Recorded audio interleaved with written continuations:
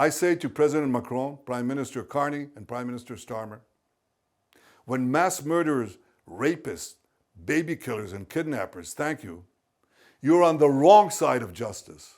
You're on the wrong side of humanity. Basically, on Netanyahu, I vehemently oppose everything that man says and does. I think he's a war criminal. I think he's got blood on his hands.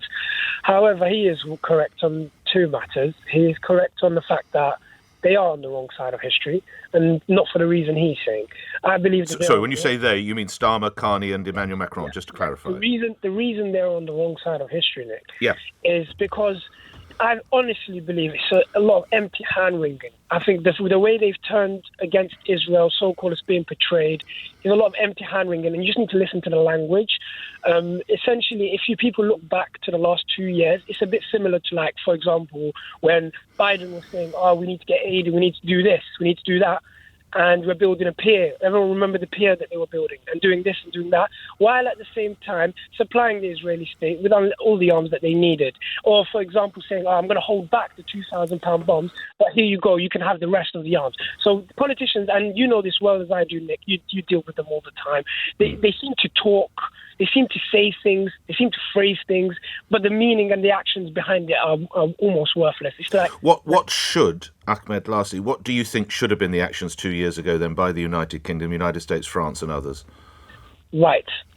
I completely understand the call for people saying Israel had the right to defend itself. Obviously, I've got separate opinions when it comes to what it means to defend. The word defend and what the actions they've carried out have been completely different. You don't need 2 years of killing and mass murder to carry on defending yourself, okay? Not a single Israeli citizen has died since October the 7th in Israel, okay? Well, that's only, of course, because of the defence system they have, the so-called dome, the Iron Dome, as it's called. There have been ceaseless attacks on Israel, Ahmed.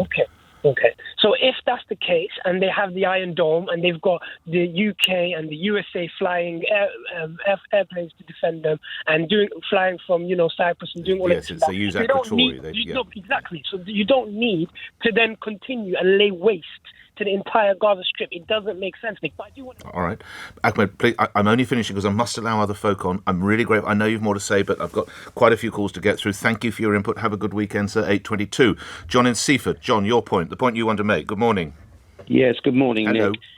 Okay, so first of all, we have to understand that Hamas and its protector, Iran, wishes to destroy the state of Israel and destroy all the Jews that live there. Yes. Now, this is a little bit of the allies, the French, the British, the Americans, so forth, because during the Second World War, we didn't turn around to Germany and the Japanese and say, we'll have a ceasefire, and so then after a while you can come back and attack us again.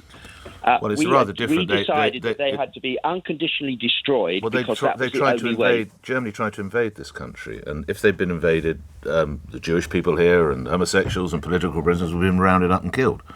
So it's not quite comparing like with like, is it? Well, that's exactly the comparison, because what you've just said is exactly the same, Nick, because what Hamas wants to do with its a proxy of Iran is to completely destroy the state of Israel. If Hamas is allowed to exist in any form whatsoever the Gaza Strip, all they will do is they will come back again and again and again. Do you support tactics such as a blockade? Well, again, because of the situation that this is a terrible, terrible war, we had to decide, didn't we, that we would drop an atom bomb and an H-bomb. And history is important, of course it is, but just coming back to more recent history, i.e. the last 11, 12 weeks, do you support the blockade?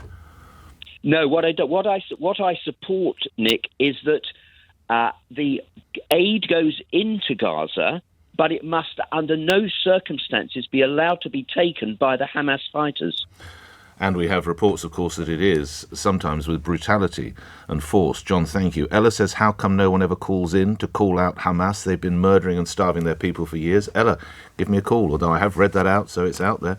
Lee says, tell the caller Gazans didn't vote to attack Israel. Palestinians voted for Hamas in 2006 under the belief they no longer call for the destruction of Israel. An exit poll at the time showed the majority voted for Hamas as a protest against the corruption of Fatah. Excuse me, I'm so sorry. I knew that was coming. It's this damn hay fever. Let's get your voices back on. Dave in Golders Green. You're on the radio, Dave. Morning. Hi, Nick. Morning. Great to speak to you. Thank you, sir. Your view. Look, Nick, I've just dropped my daughter at a Jewish school in North London. She's doing a GCSE. So as I'm driving, I've just pulled over, and all I'm thinking about with these statements from Starmer and David frothing at the mouth in the House of Commons is whether my daughter is not only how well she's doing in her GCSE, but whether she's actually safe. Whether she's safe, yes. Yeah. The Jewish community in Britain and London are obviously scared. Yes. 2 Jews are murdered in Washington. I'm afraid to say, well, I'm not afraid to say, I'm going to call it for what it is. Netanyahu is 100% right. Andrew Mitchell was extremely balanced when he spoke and came on your programme. I'm afraid to say that Starmer is obviously appealing to a certain base within his own party and the community. But his statement is disgusting. Dave, you know you've just dropped, I imagine your daughter is 16 off at school. You know there are Gazan children who can't go to school, and so they can't even eat. Well, while the blockade was on, they weren't eating and there was no medical aid. What do you think of those Gazan girls? I think it's horrendous, Nick. So why would you support Netanyahu's tactics here? It's a brutal war. The government of Gaza, the government they voted for, their own government is controlling the Gaza Strip. But does that allow Netanyahu to starve them? They need to lay down their arms and they need to... No. That 16-year-old girl who can't go to school because it's been blown up. Nick, I think it's tragic. It's absolutely horrendous, Nick. Yes. It's a horrendous situation. It's a horrendous situation for Israeli soldiers who are now having to go in. 900 soldiers have died in this war since October the 7th. I mean, I'm bound to say 40,000 plus Gazans have died. Nick, no more. A third of whom could be terrorists, by the way, if we're talking numbers. But I don't believe the Gaza Ministry of Health. I don't believe there's any such thing as the Gaza Ministry of Health. But Nick... Well, yes, okay. There is, yeah. I'm not going to argue with you about the figures. We'll be here all day. It is a horrendous situation. I feel very sorry for kids in Gaza. Their own government needs to surrender, lay down their arms, and release hostages. And I don't see it happening. What I do see is hopefully your daughter concluding her GCSE successfully. I hope she gets all the grades she needs. Dave, thank you for that. Stay safe and your children. Ahmed in New Malden. Your view, Ahmed. Good morning. Good morning, Nick. It's been a while. Oh, hello. Haven't spoken in a while. I trust you're well. Family all well? Good. I'm well. I listen to you constantly. Of course, at times you are 100% right, but other times I feel, only one point of view is being... forwarded. I mean, so where are we? Who's on the right side of history? Now, we at the moment, we are witnessing the worst humanitarian catastrophe taking place in Gaza and West Bank in modern times, and we are allowing this to happen. Well, how would we stop it? Netanyahu would, of course, criticize Keir Starmer, Macron, Carney, so how could the United Kingdom stop it, Ahmed? Well, it's not this is sort of symbolic pressure, but the only one who can stop is the USA, and which provides a lethal weapon. It's not a war. It was okay. Extremists, they attacked.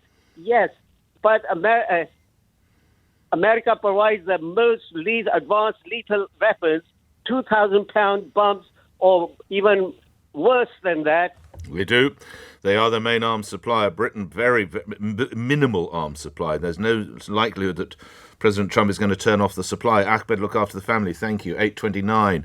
Joe in Forest Hill. Who's on the right side of history, Joe?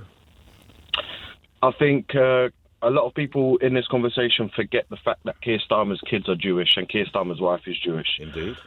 We get callers like the caller before this last caller calling up and trying to correlate the fact that Keir Starmer's acting against the interest of Jewish people, which are also his own kids. Mm-hmm. So we are on the right side of history by sticking up for the poor people of Gaza. We're not sticking up for Hamas. I've never heard a single caller call you up and support Hamas, not once. But I mean, Dave's children don't enjoy the protection that the Prime Minister's children do. That's what the point he was saying as he's dropped his daughter off at that Jewish school, of course. That's his worry, understandably. But not every Jew's going to have time to call you up and say, well, my kids are safe. No. And there are a lot of Jews who go to the Palestinian protests, who support Palestine. You see them, they're clearly Jewish. No one's attacking them. No, absolutely. You can be Jewish and not support Netanyahu, for goodness sake. So exactly. So Keir Starmer would not act in the best interest of Hamas and against the interest of his own kids, who are part of the Jewish community. Very good point you make. It is worth remembering that. So he will be closer to Jewish people, perhaps, than people might instantly remember.